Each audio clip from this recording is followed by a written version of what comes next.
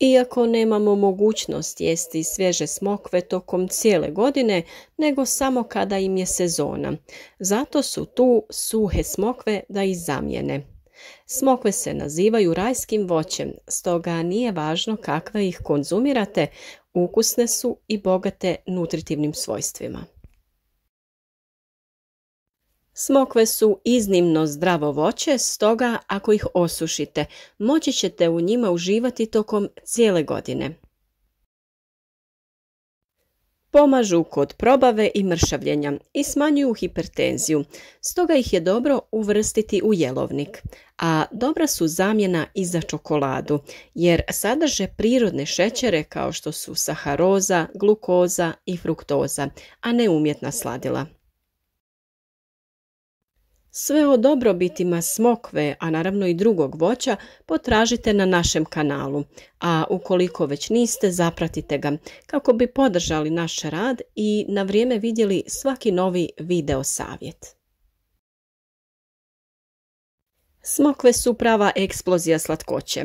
Porijeklom su iz Male Azije i od davnina su simbol života i plodnosti, te su stoga povezane sa besmrtnošću i obiljem. U drevnoj Grčkoj smokva je bila svetinja za Atenu, božicu mudrosti, i za Dioniza, boga plodnosti i vina. Smokve se beru od ranog ljeta, to jest one rane sorte, pa sve do rane jeseni. A u nastavku vam donosimo detaljne upute kako možete sušiti smokve u kućnoj radinosti i uživati u mediteranskim okusima tokom cijele godine. Smokve se smatraju jednim od najstarijih oblika kultiviranog voća koje se spominje još u babilonskim spisima. Stara je voćka poznata i na našem području, pogotovo na priobalju i otocima, a pripada porodici dudova. Prilikom berbe morate biti sigurni da je plod zreo, jer ako uberete nedozreo plod, on neće naknadno dozrijeti i nećete ga moći sušiti. Plodove koje planiramo sušiti moramo brati kada su potpuno zreli i kada imaju najviše šećera u plodu. Plod je zreo za berbu kada se pokožica ploda krene smežurati i blijediti, te kada se objesi na peteljci. Svaka 4 dana plodovi se ručno beru i pažljivo, a to se obavlja u jutarnjim satima kada nema rose. I tako 2 puta sedmično, sve dok se svi plodovi ne oberu. Nakon berbe najbolje ih je odmah staviti da se suše kako ne bi došlo do propadanja i truljenja ploda. Važno je napomenuti da prilikom berbe trebate zaštititi kožu, jer bijeli sok, odnosno smokvino mlijeko koji proizvodi stabljika i lišće smokve, može nadražiti kožu i stvoriti vam zdravstvene probleme. Ukoliko nabavljate smokve na tržnici ili u trgovini, morate obratiti pažnju da su smokve neoštećene, ali mekane na dodir, te ih je potrebno prilikom kupnje lagano pritisnuti kako bi se uvjerili da su zrele i spremne za sušenje. Kada ih pritisnete, smokva se ne smije vratiti u prvotno stanje. Miris smokve mora biti blago aromatičan i slatkast i ako osjetite kiselkast okus, to znači da je riječ o prezrelom voću koje će nakon sušenja biti kiselo, stoga ga nemojte kupovati. Kupljene smokve možete čuvati u frižideru od 1 do 2 dana, a najbolje bi bilo da krenete sa sušenjem isti dan kada ste ih i kupili. Najbolja metoda za sušenje smokvi jeste na zraku, odnosno na suncu. I ukoliko koristite takvu metodu, trebati će vam nekoliko dana i malo više brige oko smokvi kako biste ih pravilno osušili. Smokve možete sušiti na različitim podlogama. Pažljivo ih stavite na neku pamučnu krpu, rešetku sa podlogom ili ovakav ručno napravljen stalak sa mrežom. Prilikom rada sa smokvama morate paziti da ih ne zgnječite i ne oštetite, jer će plodovi smokve biti zreli te su jako osjetljivi. Tako raspoređene smokve ostavite da se na suncu suše minimalno 5 dana. Tokom sušenja smokve je potrebno okrenuti nekoliko puta, ali ih nije dobro pretjerano dodirivati. Preko noći ih unesite u neku suhu i prozračnu prostoriju kako preko noći ne bi povukle vlagu ili na njih pala rosa.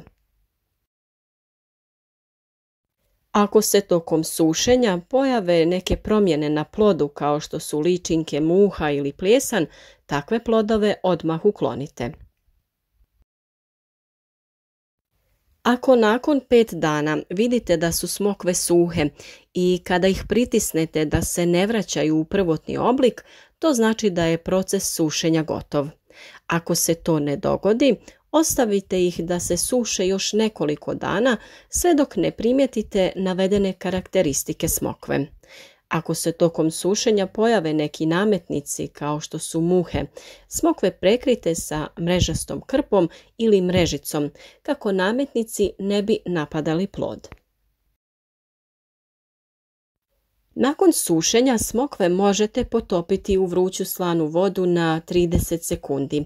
Pola šolje morske soli stavljate na 5 litara vode kako biste dezinficirali smokve. Nakon što ih izvadite iz vode, stavite ih ponovno na pamučnu krpu i sušite još jedan dan na suncu. Nakon sušenja smokve se spremaju u papirnate vrećice ili kartonske kutije, a oko njih dodajete listove lovora. Ukoliko imate manju količinu i želite da imate smokve sve do sljedeće sezone, onda ih jednostavno stavite u zamrzivač, a prethodno ih možete i vakuumirati. Ukoliko vam se slučajno dogodi da vam se smokve presuše, i za to ima spasa. Jednostavno ih uronite na neke 2 minute u vrelu vodu. Smokva sadrži mineralne soli poput kalija, kalcija i željeza, sadrži antioksidanse, vitamine i šećere. Također ima prirodnu laksativnu funkciju zbog prisutnosti vlakna, a zahvaljujući visokom udjelu kalcija i željeza preporučuje se u slučajevima anemije, umora ili slabosti. Ukratko, smokve su izvrstan međuobrok, iako ih se ne smije jesti previše. Ne preporučuju se više od 3 suhe smokve dnevno. Suhe smokve učinkovite su i kod procesa reguliranja probave jer su bogate dijetalnim vlaknima. Istraživanja pokazuju da 3 komada suhih smokvi sadrže 5 grama vlakna, što je zapravo 20% naše dnevne potrebe za vlaknima. Smatra ih se i prirodnim laksativima, ali i saveznicima pri mršavljenju, jer imaju jako malo kalorija, i to samo 47 kalorija na jednu smokvu. Suhe smokve su i bogat izvor željeza. Idealne su za snižavanje visokog krvnog tlaka i bogatije su antioksidansima u odnosu na svježe smokve.